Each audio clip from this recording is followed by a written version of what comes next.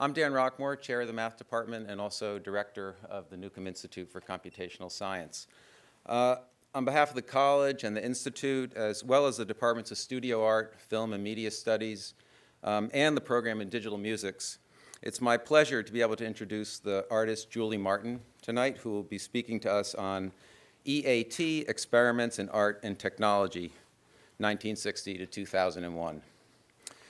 The Donoho Colloquium, which is what this is a part of, is an ongoing series of public lectures aimed at increasing awareness of the many important and sometimes surprising places in which computational ideas are relevant.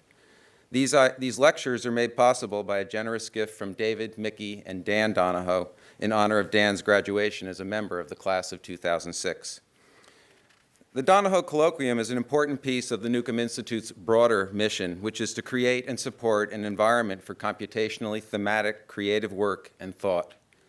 This is a mission that's inherently interdisciplinary, and it's in this context that I find tonight's event especially exciting. Julie is going to share with us the story of Experiments in Art and Technology, a project initiated at Bell Labs in 1960. Arthur C. Clarke famously said, "Any sufficiently advanced technology is indistinguishable from magic." And surely the labs, where in the 1960s they were experimenting with ideas like wireless communication, satellites and lasers, all amid a new zeitgeist of computation and the digital, largely based on a nascent science of information, probably seemed less a research center than a 1960s version of Harry Potter's Hogwarts, if you could imagine Hogwarts as being in suburban New Jersey somewhere. It was in this, quote, Institute of Creative Technology, as described by the physicist Mervyn Kelly, that Billy Kluver, a Bell Labs engineer physicist with a keen interest in the arts, had the idea for E.A.T. In Kluver's own words, which you can read on the panels outside in the Nearburg Gallery, and I encourage everybody to do that after the lecture, Kluver says, quote, "I developed the idea that one-to-one collaborations between an artist and an engineer or scientist could satisfy the artist's desire to work with the new technology and produce modes of art that could not be addressed any other way. And the collaboration could also work both ways. Artist projects could stimulate the engineer in new ways of looking at technology and influence technological development for the future." Under the leadership of Kluver and the artist Bob Wittman and others, an extraordinary range of projects and collaborations were undertaken. Artists such as Robert Rauschenberg, John Cage, Andy Warhol, and Jasper Johns worked hand in hand with scientists, including Dartmouth's own Elsa Garmeyer, now the Sidney E. Junkins Professor of Engineering. So Julie says that part of the purpose of the lecture is to out Elsa as a downtown hippie artist. So there you have it. In today's world, where collaboration and interdisciplinary work are all the rage, and where everybody seems to be searching for new mechanisms and environments for innovation and creativity, the story of E.A.T is of extraordinary relevance. I have to say that when I first found it, and I was at some exhibit called The Ghost in the Machine that was at the New Museum in New York, and I found on the panels that there was this project called E.A.T, and there were all sorts of art and technology projects in the late 60s, early 70s. I became obsessed with finding out about E.A.T, and I'm delighted to say that that journey led me to find Julie. And so tonight, Julie will be here to share with us its history, and I also think to inspire us to consider our own interdisciplinary efforts in light of E.A.T's accomplishments. Julie was born in Nashville, Tennessee, and after graduating from Radcliffe College with a degree in philosophy, she received a master's degree in Russian studies from Columbia University. In 1966, she became associated with E.A.T as a production assistant to Robert Whitman on a series of his theater performances culminating in the series 9 Evenings, Theater and Engineering. Julie then joined the staff of E.A.T in 1967, and over the years worked closely with Billy Kluver on projects and activities of the organization. Currently, she's director of E.A.T and executive producer of a series of E.A.T films on DVD that document each of 10 artist performances that made up the 9 Evenings events, and those were some of the clips that you saw here. Julie continues to collaborate on a range of artistic projects and installations while also editing a book on the art and technology writings of Billy Kluver. So it's my great pleasure, and please join me in welcoming the Winter 2013 Donoho Colloquium speaker, Julie Martin.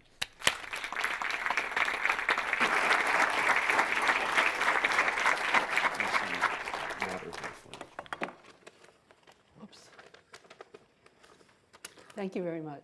Thank you, Dan. I want to thank Dan Rockmore for inviting me to the Donoho Colloquium and for this opportunity to talk about E.A.T. and its history.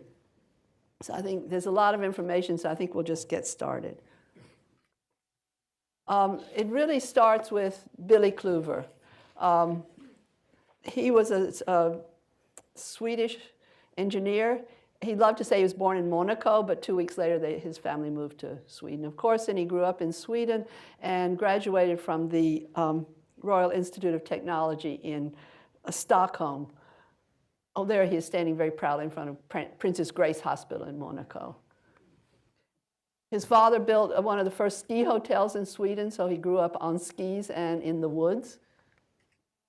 But he was during his time at the Royal Institute, he said he walked across town to the humanities faculty and joined the Film Society and became finally head of the Student Film Society, and he went to films. And as a true engineer here, he made a record of every film he saw in Stockholm with who the director was, where it was made, and his ratings. On the other,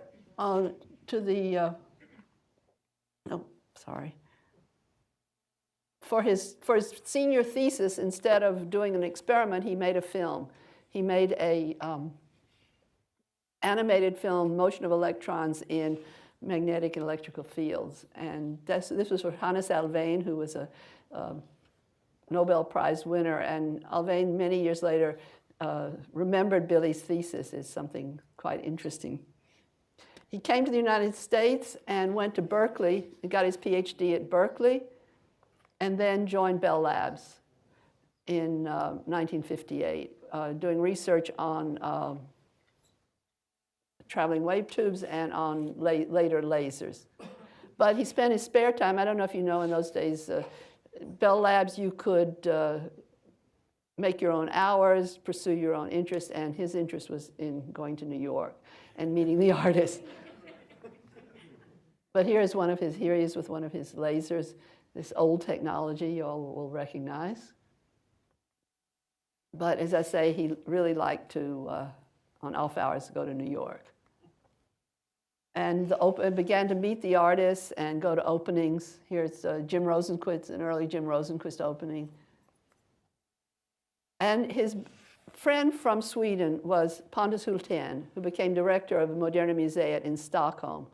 And Pontus wrote to Billy and said, this Swiss artist, Jean Tinguely, is coming to New York, and he has some ideas. Why don't you help him out? So Jean came to New York, and he had a show at the Stempfli Gallery. They met at the Stempfli Gallery, and Jean was making these machines that did drawings. They were drawing machines. And so you put a little token in, and the machine made a drawing. This is one of the ones that Billy made at the opening of Jean's show. And they started talking, what do you want? And so Jean started drawing. He decided he wanted to make a drawing machine that destroyed itself as it was producing drawings. And he was kind of a back-of-the-envelope type engineer. Billy said he was kind of a natural engineer. So he made these drawings, and they began to plan the construction. And here they are in the Bucky Fuller Dome in the garden of the Museum of Modern Art. The Museum of Modern Art offered him the garden to have the machine perform, and so they started building it, starting with bicycle wheels. Jean said, I want bicycle wheels, and so Billy found a bicycle dealer who was getting rid of a basement full of bicycle wheels, and they came in his car and threw them over the wall of the Museum of Modern Art. They went to the dumps in New Jersey. There's that little tub. So Jean started building. And there he is welding the machine. Now, Billy and his colleagues at Bell Labs contributed the idea of 7 circuits that would activate actions that would lead to the destruction of the machine. One thing, they heated Wood's metal so that joints that were only held together by wood's metal would melt, and the members would come apart. A fire started in a candle was lit, and a fire was started, and a piano started burning. Different destructive events like that. And here are the nine. I think it's 7 events and the timing of them. Here we are during the performance of the machine. On and again, there we see the piano was being played by automatic arms with these bolts playing the piano, and to the right it begins to catch on fire. And then Jean had put the pulley for one of the drawings that was supposed to go out into the audience. He put it backwards. When Billy wanted to go up and change it, John said, no, no, don't touch anything. So the only drawing that this machine did was about this long. Here's some more. There's a weather balloon that was supposed to blow up and explode, but there's not quite enough helium, but it still blew up a little bit. And then right here, in this sloping, Jean asked Billy for the worst smells that he could get. So he went to a chemical place and got the worst smells. And the only one that Jean rejected was a skunk, a really heavy skunk smell.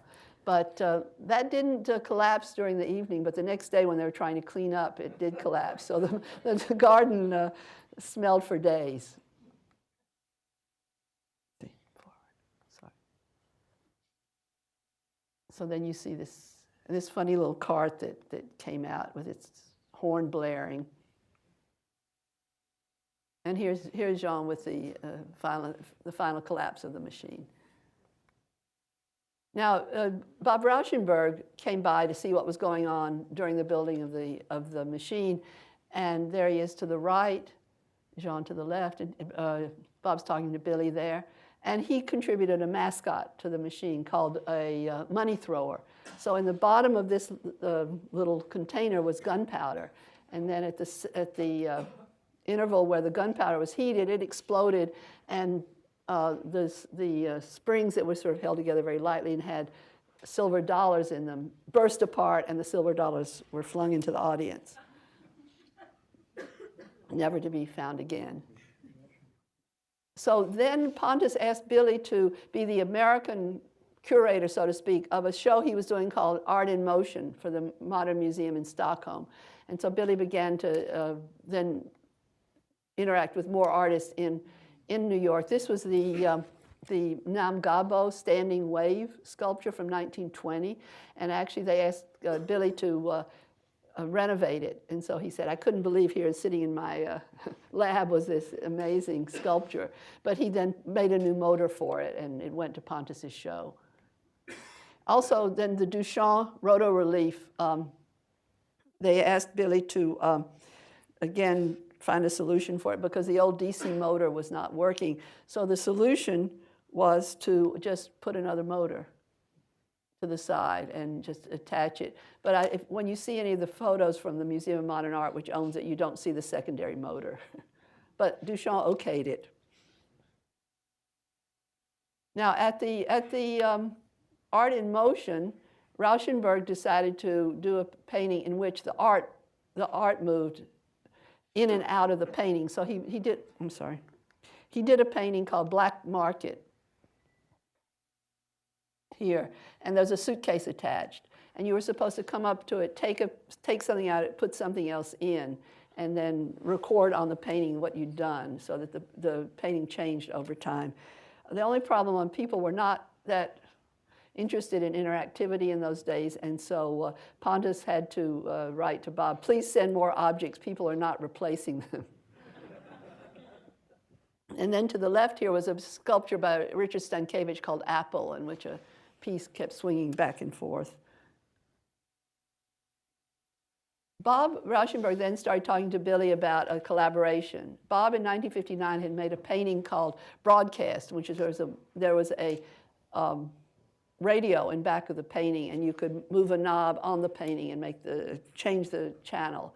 But he wanted to do a more ambitious one, and he had the idea of doing a 5-panel painting with a radio in back of each one, and a control station in front of the painting, and you could control the volume and the scan rate. But in those days, needless to say, there was very little wireless technology. Bob wanted the radios to be AM, and because in those days that's where the lively work on the channels was. But to try to transmit AM signals, the interference was incredible. So after about a couple of years, Bob just said, well, this is a painting, and the painting left, and they kept working on the idea of the radio piece. But they did make this small piece, which is, I think, one of Rauschenberg's and maybe one of the first interactive pieces that here, I'm trying to see. If you speak into I guess the microphone, a small piece went around depending on how loud you went into it. But this was 1963, and so one of the very first interactive pieces. But it came out of the work they'd done on so here's a little drawing that Bob made for Oracle. He decided to make it into a sculpture, a 5-piece sculpture, with, as he said, gifts from the street, junk that in those days there was a lot of junk on the streets of New York. And this was that he could pick up. And so he built these extraordinary sculptures. And each one was to be a receiver and a speaker. And you can see again the technology. This was what finally Edmund Scientific came up with, an FM, wireless FM transmitter. And so they could transmit sound from the radios, which were going to be in this control console, to the other pieces. And here, these are the different pieces. You can see Bob and his dog Laika. And each one had a speaker in it. And here's a control console. And the idea was that the people could control the volume and the scan rate of the 5 different radios. So you could almost be like an orchestra, that you could be the conductor of an orchestra. Here it is installed at the Castelli Gallery in 1965. And it really sounded like you were on the streets of New York in a summer night with these different sounds coming from the different objects. So after that, Billy would talk to different artists and ask them if they had ideas of things they wanted to realize. And Jasper Johns wanted a neon R for one of his paintings, a field painting. But he didn't want any wires either, so he didn't want it connected to the wall. So Billy and his colleagues at Bell Labs figured out a multi-vibrator circuit that could change DC to AC, and then a transformer that could transform it to 700 volts and run a neon R. And Andy Warhol said, I want a light bulb, a floating light bulb. And so they went back to the labs and calculated, but with the battery technology in those days, the bulb would have had to be as big as a house to float. So Billy told Andy that, but he found this material, this mylar, heat-sealable mylar. The neighbor from 3M had some down the street. And so he showed it to Andy. Andy said, oh, let's make clouds. Back to the labs to figure out how to heat seal curves and also how to keep the clouds from falling over. But then Billy came back one day and Andy said, oh, I just folded the material over and here are the clouds. So an artist's solution to these problems. And here they are again installed at Castelli Gallery. It's really, when you think about the idea of weightless sculpture and sculpture that moves and is reactive to the environment, is really quite extraordinary. But the dancers began to be interested in the relation between movement and sound. And Yvonne Rainer wanted to accompany her dances with some sound from her body. And so they built I think Harold Hodges built a small FM transmitter that she could wear, and then a contact mic at her neck. And she danced to the sound of her breathing. And here she is rehearsing the piece. And you can see I think you can see the mic here, and then she's wearing the little. And Merce Cunningham, he worked very closely with John Cage, and at one point Merce said, well, are there ways that the dancers can affect the sound? Again, Billy got involved, and there were two systems were made for this piece called Variations 5. One was Robert Moog, again, who, you know, the Moog synthesizer, worked and did a capacitance antenna, sort of a theremin. So as the dancers approach this antenna, the sound would get louder or less loud. And then Billy and his colleagues had photo cells that were aimed at lights off the stage. And so as the dancers broke the beam, it would trigger different inputs. There you can just close-ups of these objects that were on the stage. And here's the they're filming it in Hamburg. So you see the inputs were tape recorders, record players, radios, etc. And these different inputs were being triggered by the dancers. And then films by Stan Vanderbeek and Namjoon Paik were part of the decor. So at this point, Billy realized he really wanted to make somehow a bigger effort, that just working with individual artists. He really felt that the artist-engineer collaboration had great potential for both artists and for the engineers who worked with them. So he was going to write a book. I guess that's one of the things you do. But another opportunity came along. The Music Society in Stockholm, Filkingen, wanted to do a festival of art and technology and asked Billy to put together an American contribution to this festival. So he got together with Bob Rauschenberg. They invited some friends of theirs, composers, dancers, theater artists, and Billy recruited friends from Bell Labs, and they began to meet. Here's the first meeting in Bob Rauschenberg's loft, and as you can see, you can't tell the artists from the engineers. And they just began by asking, Billy said, just tell the engineers what you want. So of course, everybody wanted to float. That was the first thing. But then they got down to more practical ideas, and as the couple of months went on, the artists firmed up their ideas, and they were assigned an engineer who could work on realizing it, and an overall theater system began to be developed because they realized 10 different performances was going to require very different inputs and outputs, so that a theater system was developed, and wireless, so that there was a development of called a team system, which had a lot of wireless amplifiers, encoders, decoders, et cetera, so that could be adapted to the different pieces. The idea of Sweden fell through, and so in true American style, they said, well, let's put it on in New York, and we found the 69th Regiment Armory at 25th Street and Lexington Avenue. I don't know if you know, but in those days, there were several armories around New York where the National Guard were housed, and they were still drilling and practicing when we were there. But we rented the armory, and in 5 days, we had to turn it into a theater. So we had bleachers, lights, installing lights, installing sound, installing speakers, and the artists had to do their rehearsals in between times.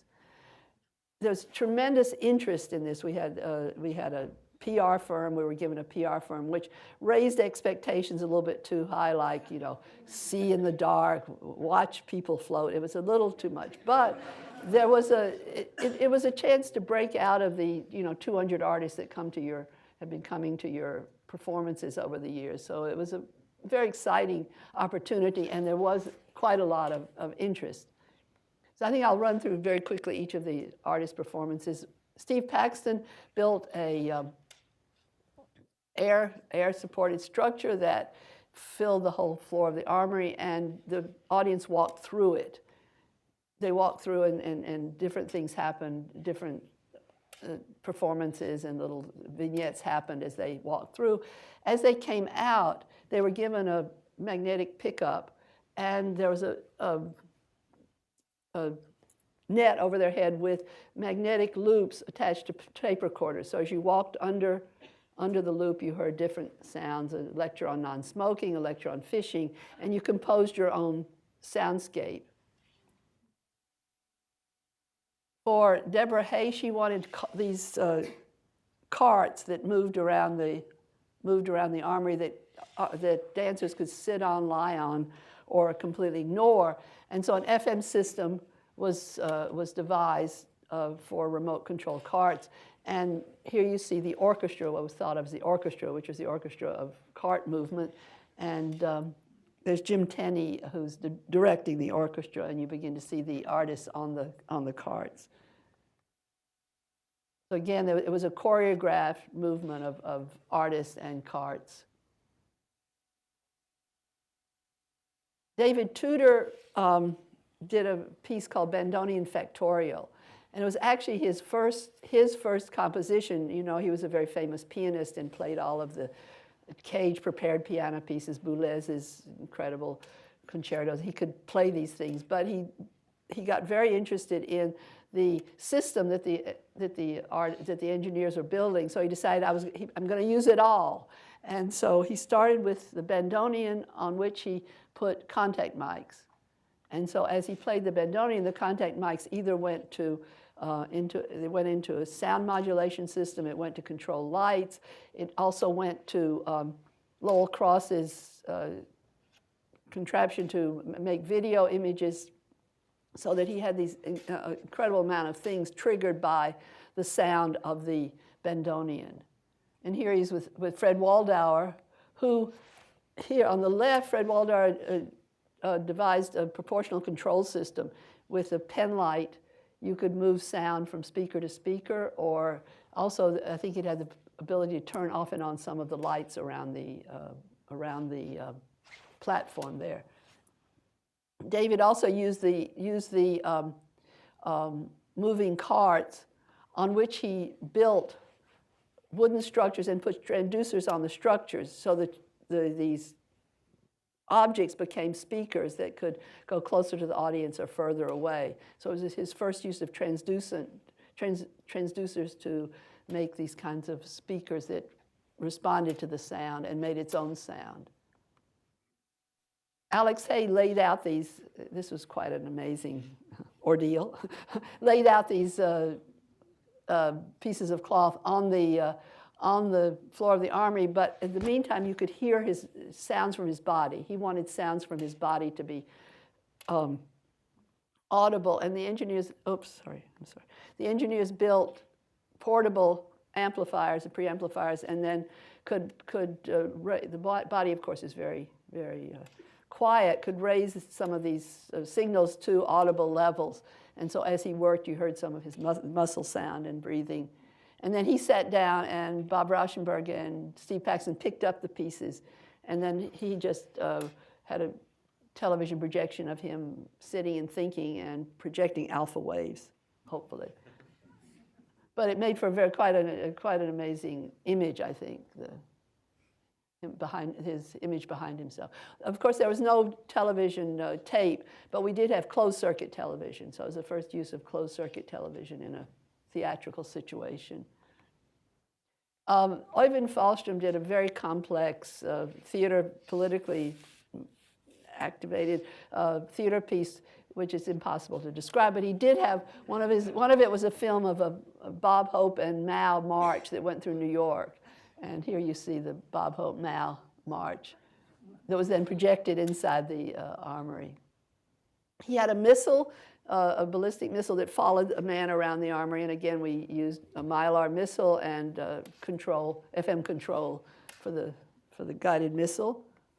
And the end of his performance, Space Girl came down from the ceiling, and then there was a march in which she carried a rat and the head of LBJ to the sound of blues music.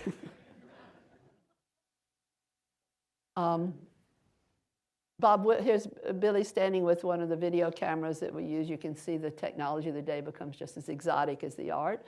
Bob Whitman had a piece in which cars came out onto the floor of the Armory, and he made made a theater out of a screen out of the back of the space, and the cars came out and either had video projectors or film projectors. And then up here in the balcony, he had different things going on, a woman with a typewriter, the contact mic on the typewriter that made the very loud sound of typing. and you see he had over-the-air television. There's a Pepsodent. And then he had films also, so they composed these images.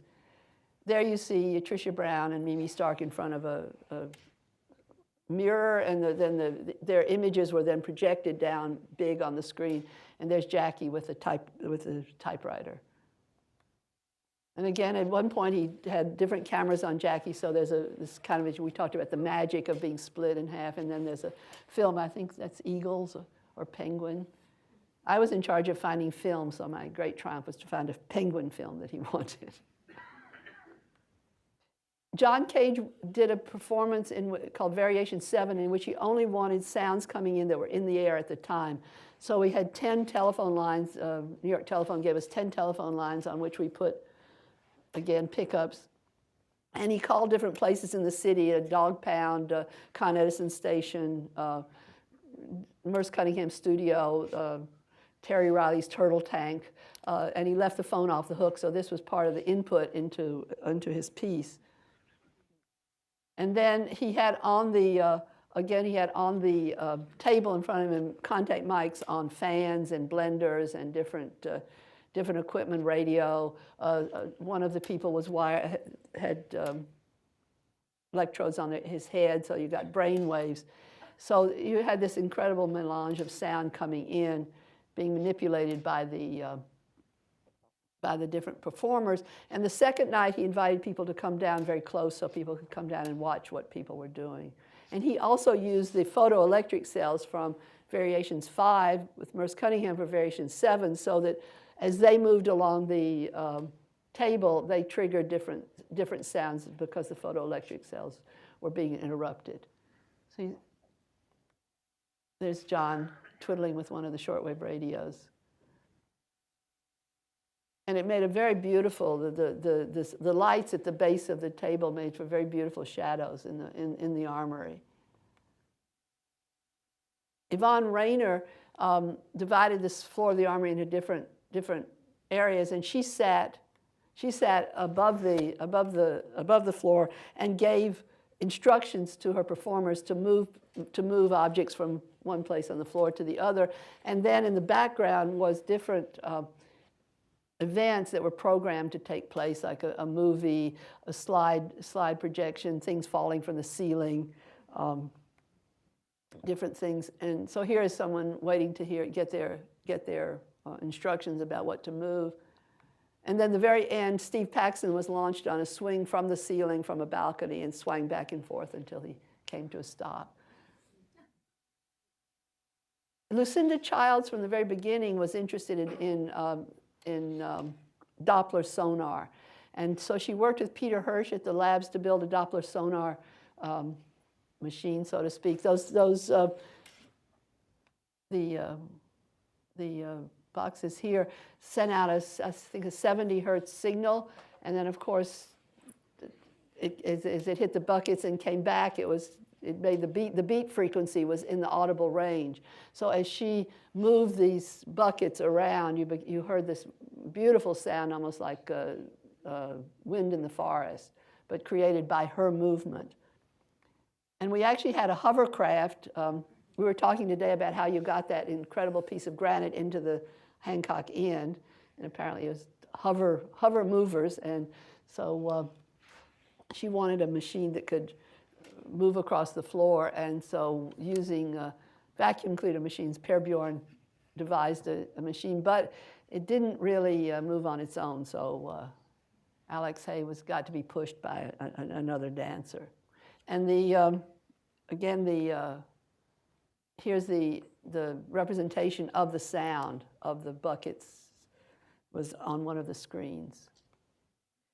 Bob Rauschenberg had a tennis game, and the engineers were able to put an FM transmitter into the handle of the racket, and then there was a contact mic here, and the antenna was wound around the racket. So each time the ball was hit, this loud bong was heard in the Armory, and a light went out. So Frank Stella and his tennis partner played the game until it got completely dark. You see the racket, it sent the signal to an FM radio here, and then the FM radio sent the signal to I think, wires to the speakers, but they played until it got completely dark. And then a crowd of 500 people came in the dark, and we were able to get infrared television equipment. As it turned out, all of the American infrared television equipment was owned by the military, so it was classified, but we found a guy in South Jersey who had some Japanese Vidicons that he lent us. So you couldn't see the people, but there were 3 screens above the audience's head, and the area was illuminated with infrared, and the Vidicons picked them up. And Bob programmed people to, take off their jackets, wave a handkerchief. Very simple movements, but you could feel the people, but you couldn't see them. And then the second night, he felt that this was too severe. So the second night, he had Simone Forti in a bag singing a Tuscan love song, and he moved her from place to place around the Armory, and so her voice echoed throughout the Armory. It was an extraordinarily beautiful image. So here's the group portrait on the day of the opening. It was still standing. And what it had, the excitement of doing this and the involvement of people involved, of the people that wanted to continue. The idea was, we have to make these kinds of collaborations available to other artists. So Billy and Fred Waldhauer, the engineers, and Bob Rauschenberg and Bob Whitman were sort of the core co-founders of E.A.T, which was actually founded in September before the end of the 9 evenings. And so in November, they held a meeting, the engineers and artists who participated in 9 evenings, and more than 300 artists came. And more than 80 requests for technical assistance were sort of passed in that night. So it was clear that there was a real interest in the art community in these kinds of collaborations and this kind of organization that could make them possible. But our goal was to begin to interest the engineers. Here was the first E.A.T news that came out. We had very straightforward graphics. So we thought of ways, how could we interest engineers and recruit engineers to work with artists? So one of the first things, we took a booth at the IEEE, the Institute of Electrical and Electronics Engineers in New York, and had artists talk to, there's Hans Hacke and Tom Gormley, talking to engineers and having people sign up who would be interested. Billy gave talks at different places. We visited IBM and other industries in the neighborhood. And the other thing that happened was, around the country, there was a tremendous interest in both engineers and artists to do E.A.T groups. So we said, sure, anybody that wants to do an E.A.T group, and we form it, and we gave some ideas. Billy would come and talk and encourage it. That was in Toronto. In 1968, we did a series of lectures for artists by scientists and engineers on computer speech, computer graphics, paper, plastics, a huge range of topics. And here Herwig Kogelnick is demonstrating lasers. You can, again, see some laser. He's demonstrating lasers and holograms to the group in the E.A.T loft. And then, again, a collaboration with Pontus Hulton came about. Pontus was doing a show at the Museum of Modern Art called The Machine is Seen at the End of the Machine Age, a Mechanical Age. And so he said to Billy, well, why doesn't E.A.T help find newer works? So we turned it into something for ourselves, which is a competition for the best contribution by an engineer to a work of art, and the prize went to the engineer. We got more than 140 submissions, and so then, of course, we said, well, let's do our own show. And so then we did do a show at the Brooklyn Museum called Some More Beginnings. And it's pretty interesting. For the poster, the image of the facade of the Brooklyn Museum is made up of the information about the show. And so this was, as I said, just the beginning of Bell Labs beginning to do computer graphics. So the Some More Beginnings had these sort of amazing, everything from a computer-generated watering system for plants to artist. Bob Whitman did a laser piece in which the laser line drew itself and undrew itself. But one of the winners, judged by engineers, was this piece called Fakir in 3/4 time, which was actually a rotating spindle with a vacuum that held a ribbon to it. And then when it turned, the ribbon became almost like a lariat and took shape and became a standing shape. And here Peter Poole is demonstrating it during the exhibition. And also we showed some of the graphics from Bell Labs, the computer graphics, and the story of this is, quite amusing. Of course, the people at Bell Labs were trying to see how little information you could have in an image and still have it read, because of course they were trying to do the picture phone over telephone wires. And so Max Mathews came to Billy and said, we can now scan a picture and we can print it out as a computer-generated picture. We want to do a nude. So Billy found an artist who was willing to, pose for it. And so this is one of the first computer graphic pictures. It's made up of 6 levels of mathematical symbols. And Bob Rauschenberg was one of the first artists to work with engineers, and he did a piece called Soundings. And Soundings was a wall. If you walked in, it was completely mirrored. You saw nothing. If you spoke, your voice was picked up, and it activated lights behind the first layer of plexiglass, and you began to see these images of chairs, and different voices activated different frequencies. So each person could activate a different piece, but your responsibility was to talk in order to activate it, called Soundings. And Bob Whitman, as I said, did a laser piece in which he, in which one piece was a laser, drew a line around a wall and undrew it, and this one, it just bloomed. He had a laser, spinning laser, and then a mask with lenses, and as the lenses came down, it bloomed at different places around the room. So it's a quite beautiful, beautiful piece. And he did a piece called Pond, in which he had mirrors that vibrated to sound and made real images and then virtual images on these flexible mirrors. The next project that E.A.T got involved in was this is the poster for the Pepsi Pavilion. Robert Breer, an artist who was a friend of Billy's, had a neighbor, David Thomas, and I have to say David is here today, David Thomas of PepsiCo, and he was in charge of a pavilion for Expo 70. And the Japanese didn't want commercial pavilions, they wanted something very artistic, and so David was in charge of finding a pavilion for PepsiCo. And he went to Bob Breer and said, are you interested? And Bob went to Billy, and Billy said, of course we're interested, and let's see, and the pavilion was born. 4 artists, Bob Breer, Frosty Myers, David Tudor, and Bob Whitman were the core artists that began to develop the ideas. We've been given this, as David Thomas says, imploded dome, and so this is what we had to work with. And the artists really didn't like the dome very much. So one of the first ideas was, can we cover it? And ivy didn't work, didn't grow fast enough. So the idea of fog came up.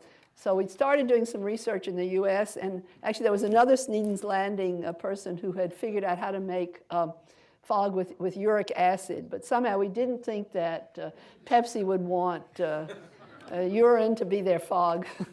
So that was killed. And carbon dioxide, you would have had every mosquito in Japan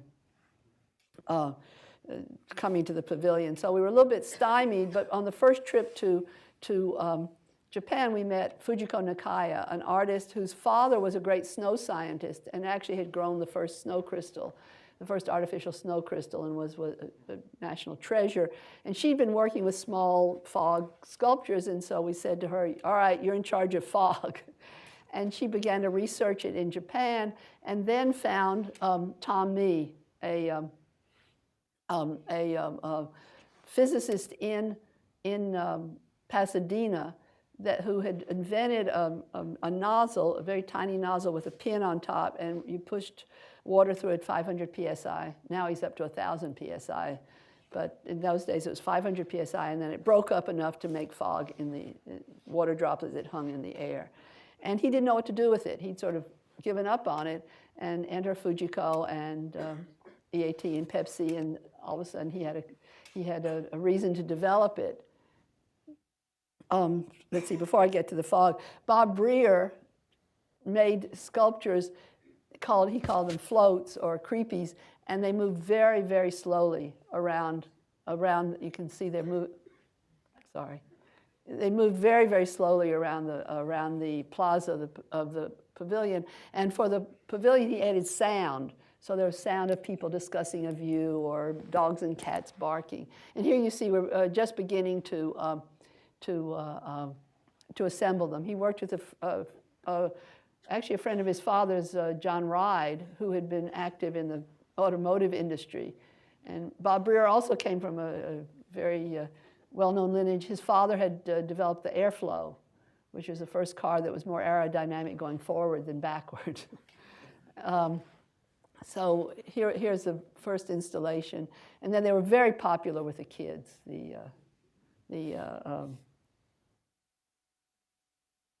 Fujiko, again, this is the first photo we took of the fog.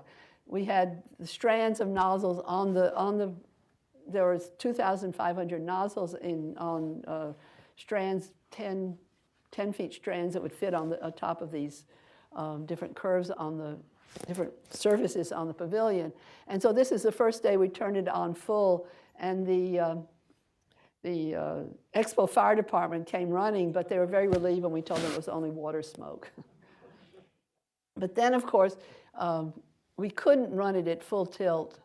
Oh, okay, here just to, sorry, I don't even, here we see the installation of the nozzles, and then we had the pumps down below. There's Billy and Fujiko and Tom Mee sort of inspecting the pumps. We had to have a huge basin of water to provide enough water for the nozzles.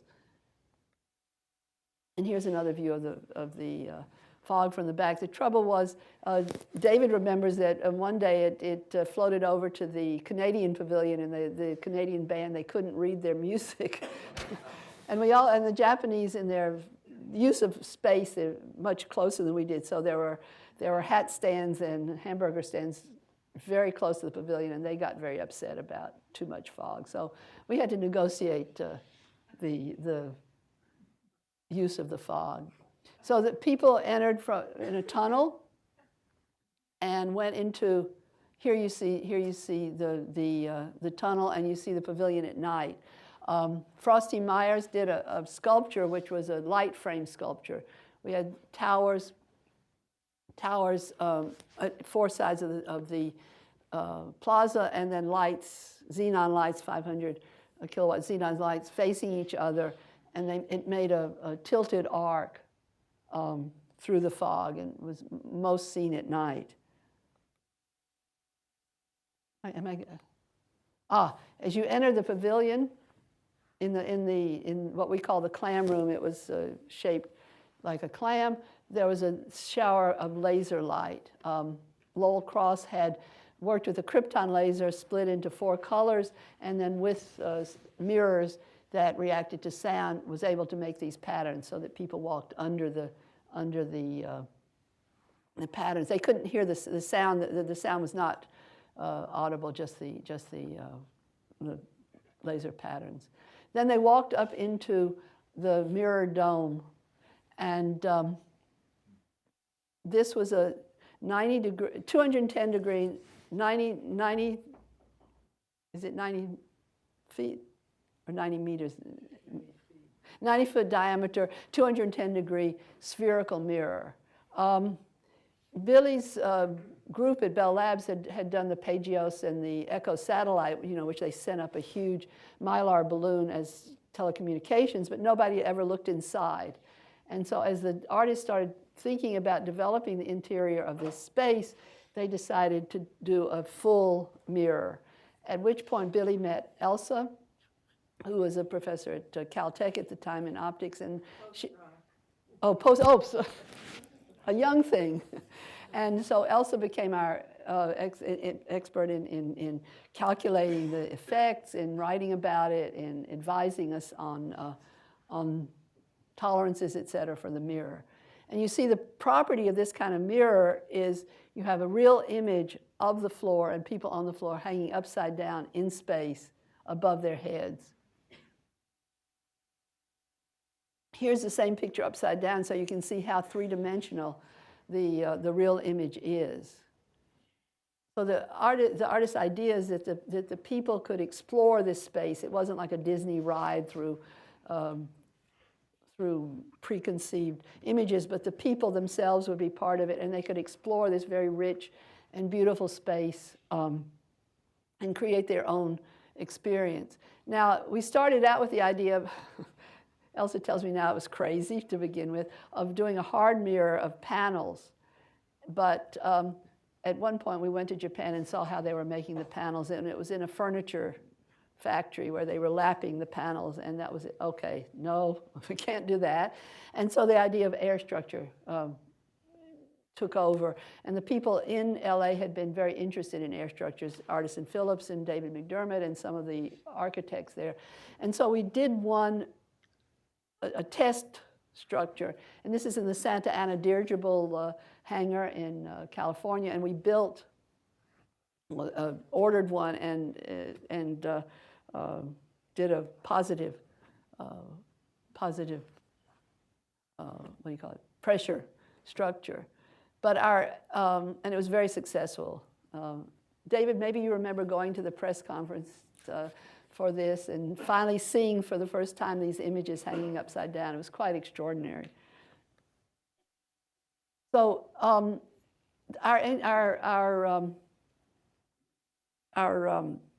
architect, John Pierce, had a great idea. Instead of a positive pressure balloon, we would do a negative pressure. So he built a bird cage kind of thing inside the dome and sealed it. And then we could pull a very small vacuum, and the mirror could be held up by negative pressure. So we didn't have to have airlocks. The doors the entrances could be open. And actually, as the time went on, the mirror got better and better because the pressure inside and the heat, it did better and better. So here you see the beginning of the installation of the mirror. I guess being set up by a helium balloon that got it so it could be anchored in place. Here's the first official photo we took in the pavilion. Here, Riddy Birchfield is standing in the center, and you can see there she is, and her image is hanging above her head. And if you were in the place, you could walk around it and see that image from all sides. So it was really a naturally formed hologram. And there was the optical effects were quite amazing, and we were discovering new ones all the time. If this balloon was at a certain space in the mirror, the whole mirror then bloomed pink. And here you had the public began to come in and could again explore the space and find themselves. We also had a sound system. David Tudor devised a sound system with 32 inputs and 37 outputs. And this was a control console for manipulating the sound, which could be programmed or could be played. And we installed speakers in a rhombic grid behind the mirror. Here you see the installation of speakers before the mirror was up, so that sound could go around the space, could be focused. It could be focused just like light, and different effects could be done from the control console. Here we have just a little nostalgia. We had again 32 TIAC tape recorders as input, and we had recorded natural sounds which David used for the input. to mix and manipulate for the, and then we were inviting different people to program the pavilion, and one of the first people that came were the people that did the whale sounds. So one of the first programs for the opening was a whale concert. We also decided to do different textures on the floor, and with each texture on the floor was, again, sound loops with different sounds associated with it. So the wood would have horses' hoofs, the carpet might have soft music, gravel, et cetera, et cetera. And people, I don't know if I have oh, there. So everyone was given a handset. So you see the handset was quite, not quite what we have today, but they could walk around and listen to the different sounds on the floor. The opening performance was a piece by Remy Charlotte called Homage to Loie Fuller, the dancer. And we worked with these again, the silk cloths, and so you can begin to see the real image. Opening day, here we are, our group photo. There's Elsa, she said, being the renegade sitting down. So about this time, we began to be interested in projects that artists could, as we traveled and had different experiences, we realized that there were projects that artists could be involved in that we called projects outside art. These would be projects that would be focused in other areas, education, et cetera, that the artist could be part of and could make a contribution to. The first was, we were invited by Vikram Sarabhai, who was the head of the Atomic Energy Commission in India. India had been promised an ATSF satellite, was going to go over India for a while, and they could then do programming for direct programming to the villages.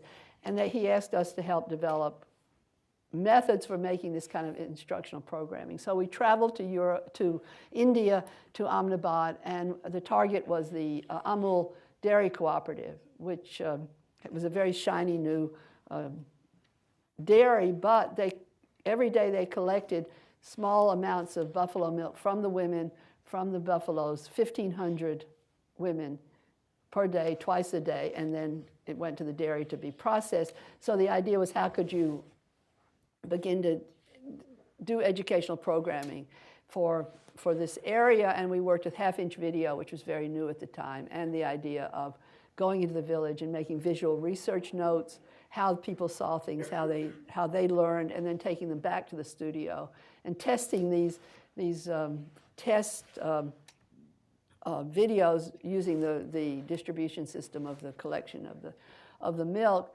And so actually, 4 years later, the SITE project did use some of these ideas of local input into the programming, and not just doing it all from Delhi or the BBC. This is Peter Poole's picture of a bull being led for an artificial insemination session. The next one we did was a project called Children in Communication. We worked with Martin Deutsch at NYU, an educator at NYU, and set up, this is 1971, ironically, the first year of the internet, but we set up two areas linked by 14 telephone lines with telex, electro-writer, which you could write and it came out, the telex, telephone lines, fax machines, et cetera, and invited kids in to communicate with kids they didn't know. And so the use of the equipment, could they learn about each other and work with each other?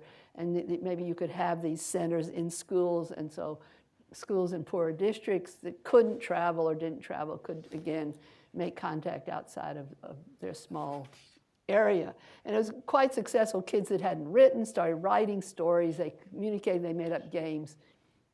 And Bob Whitman did this environment that as he said, adults wouldn't fit into, only kids. And so you have the different kids using the equipment. They, no problem, immediately started using it and talking to each other. And again, as I said, it was very interesting that this was like the first year of the first internet communication.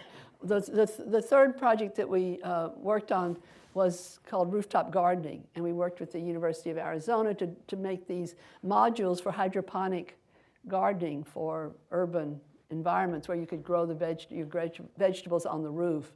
Now, these were never built. We talked to the UN school and had some possibilities, but they were this was never realized. But now, of course, rooftop gardening is, all the thing. And not quite this elaborate, but it becomes very interesting whether you could do hydroponic and not just, sod on the roof. And when you work with architects, you learn that projects that were not realized sometimes are just as interesting as projects that are. And this was a proposal for the bicentennial we called USA Presents, in which we wanted to deliver Super 8 cameras to different groups, Boy Scouts, Girl Scouts, old people's organizations, and let people make films about themselves, and then take the films to uplink center, uplink to a satellite, and then just play 24 hours a day people's films about themselves. Again, a little prescient, but didn't impress the Bicentennial Commission. And another project that was, again, the greatest concert never held, was an idea for David Tudor to do a concert on an island where you had antennas facing each other would make sound beams. And as you walked around the island, you explored the island and you explored the music, that the music would be in different places. Fujiko was going to do fog on the island, and Jackie Monnier, who works with kites, do kites that have very long, beautiful tails in the air. So this was we mapped an island in Sweden and did some tests, and kept looking for an island, but it never quite came to be. One of in the 1990s, Bob Rauschenberg came to Billy, and he wanted to do a set for Trisha Brown in which it could be done anywhere. Trisha could do a dance outside, and it would have the lights and the sound. So Billy and Per Bjorn worked on a series of these towers, with motorcycle lights here and photo cells, so that, again, the dancers would break the beam, but not in a one-to-one relationship. Sometimes the beam would turn things off, turn things on. The sound, of course, was on tape recorders in the towers, and the towers could be moved around. So the towers became part of the dance. They illuminated the dance as well as being part of it. Irina Nakova did a project in which she has these coats in which she drew these very classical imagery, but if you touch the coat, all of a sudden some loud voices say "stop" or "mama," so into this very tranquil arena, all of a sudden very disturbing sounds. And she worked with Per Bjorn again to do sound, touch to sound conversion. An artist who actually lives in this area, but unfortunately she's not here today, worked with Sofia Ogelski, worked with David Tudor. David saw her work and was interested in it, and they worked together to find a visual language for his compositional methods. And David he calls it composers inside electronics. He worked with electronic circuits and activated different areas of the circuit and feedback, and the output of one he'd feed back into another and get these things going. And so they chose one of his pieces, Untitled, and decided on, I think, 30 of these active components in the circuit, and assign color to the different ones. I'm sorry, one's an oscillator, filters. Maybe you all can. The engineers in the audience can figure out what they're the symbols of. And then worked with a interactive computer graphics program to distort the different images and then put them back into a circuit that showed some of these distortions. They used a laser-controlled cutter to cut out these circuits and put them onto plexiglass. So you got the multi-layered diagrams in different sizes and shapes. And then they made these maps of tone burst, entitled. And they actually could be played. If you study them, you can go in and out of the circuits at any point. And this is very much the way David played his music. Each time he played, it was different and reacted differently to the environment and to the space he was in. I'm just going to talk about 3 projects since 2001. I've actually worked with Robert Whitman on one's called Local Report, in which he worked with video cell phones back in 2005 when they were kind of new.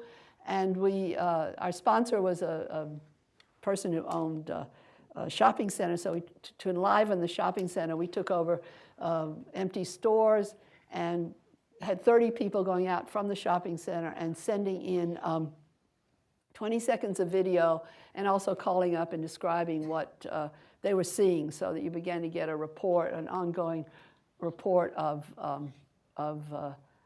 the area. Here's our control console. There's Bob to the left.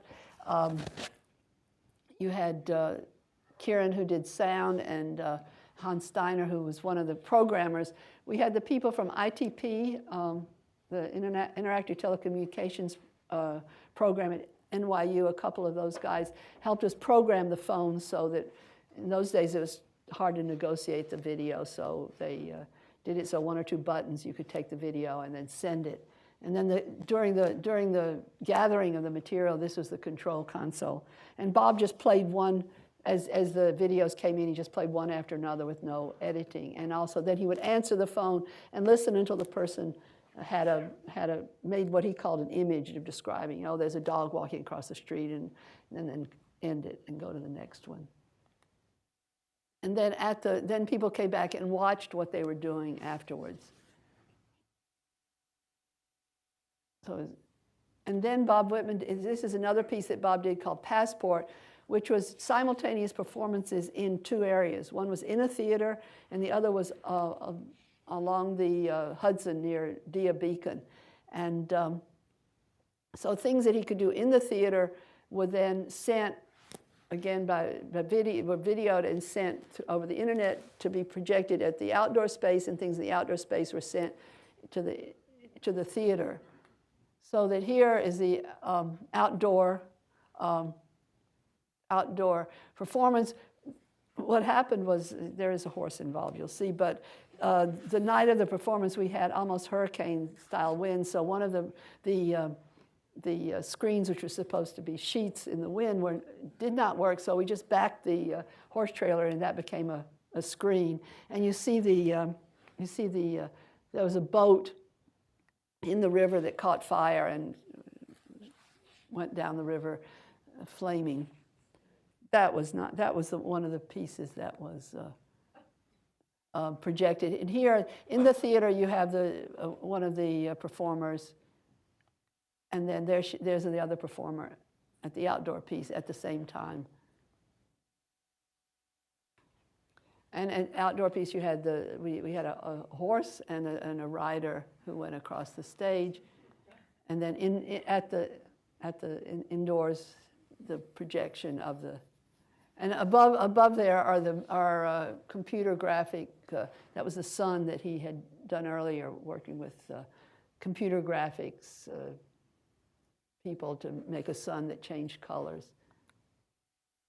In the theater, of course, you could have a person walking upside down across the stage, seemingly holding on to just the hand of the performer below them, and then he's projected onto the screen.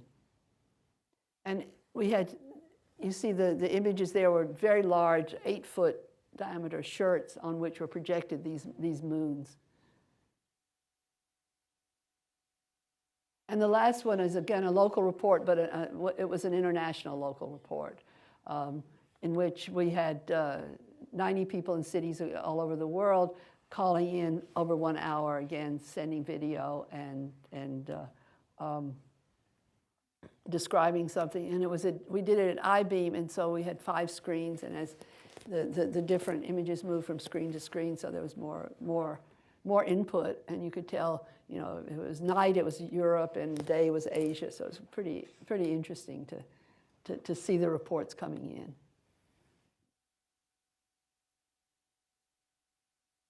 Oops, that's it. Thank you very much.